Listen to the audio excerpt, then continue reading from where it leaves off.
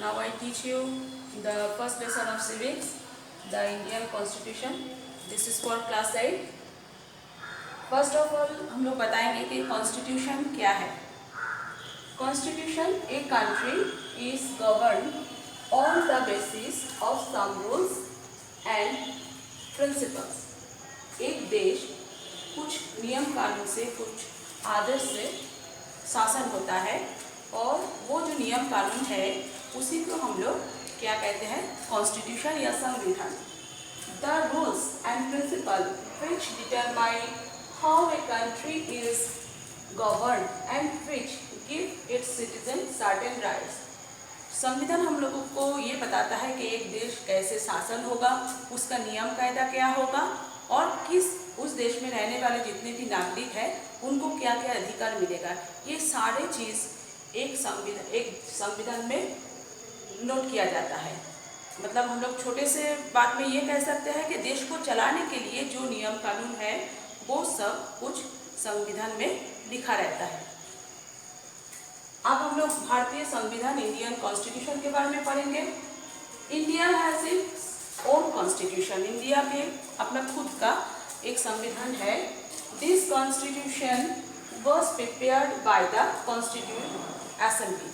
ये जो संविधान है, ये जो संविधान सभा है, वो सभा मिलके संविधान का रचना किए थे, तैयार किए थे, जिसमें एक group of about 300 people specially elected for the purposes. और ये संविधान इंडियाज कॉन्स्टिट्यूशन जो 300 people specially elected for the purpose. The assembly first met on 9th December 1946 and completed its work on 26 November 1949. The Constitution came into force on 26 January.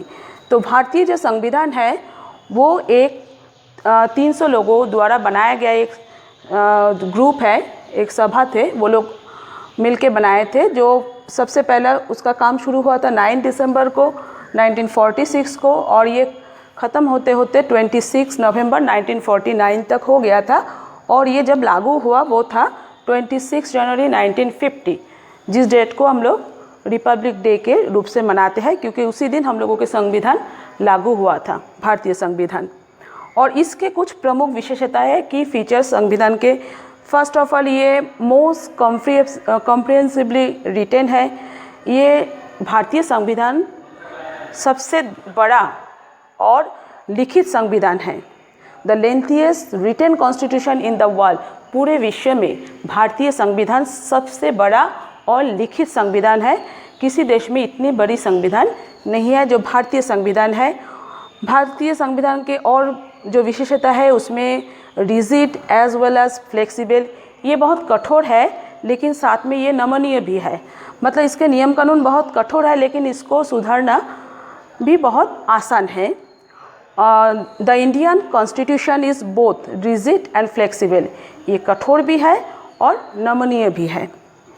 मतलब ज़रूरत पड़ने पे नमनीय मतलब होता है कि हम लोग ज़रूरत पड़ने पे इसको चेंज भी कर सकते हैं, सुधार भी कर सकते हैं.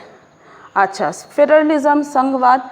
ये जो संविधान है it has 2 tyres of government, one central and state level. भारतीय संविधान के जो स्ट्रक्चर बना है उसके हिसाब से ये दो तरह से ये शासन होता है, एक केंद्र सरकार और एक राज्य सरकार के द्वारा.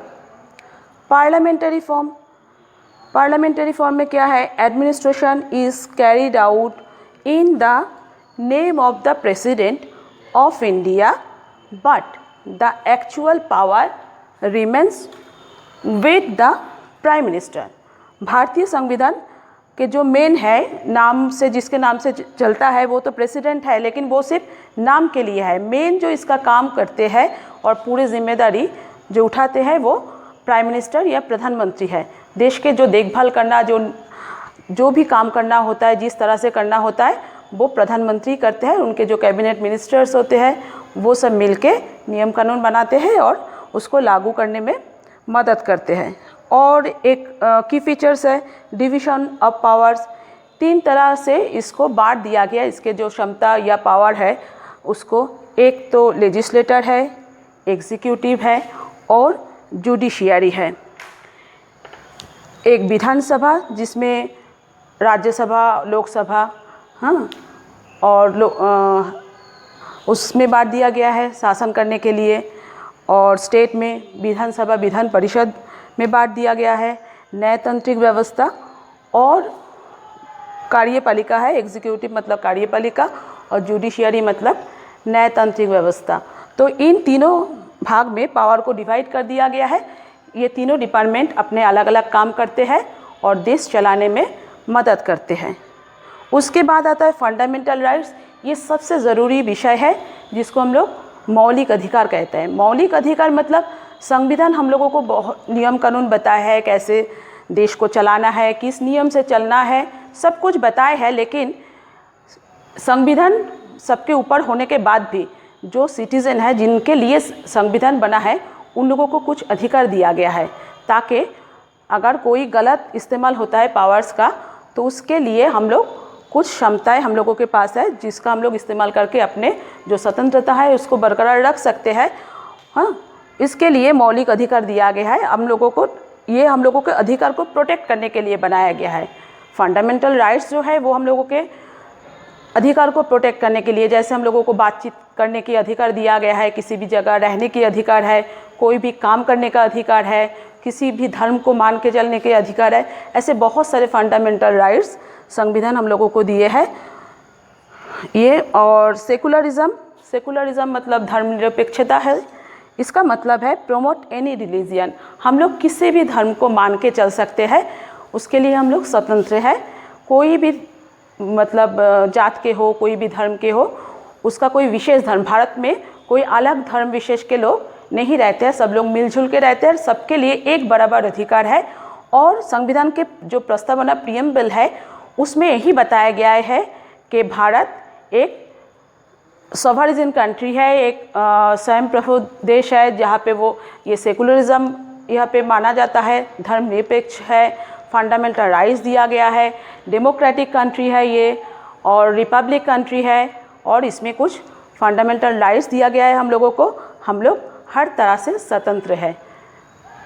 तो ये आप लोगों के पूरे चैप्टर का डिटेल्स है, आप लोग इसको पढ़ेंगे और उसके बाद मैं क्वेश्चन आंसर यूट्यूब में डाउनलोड कर दूंगी। उससे आप लोग अपना कंप्लीट करके फिर व्हाट्सएप पे सेंड करेंगे। Okay, thank you.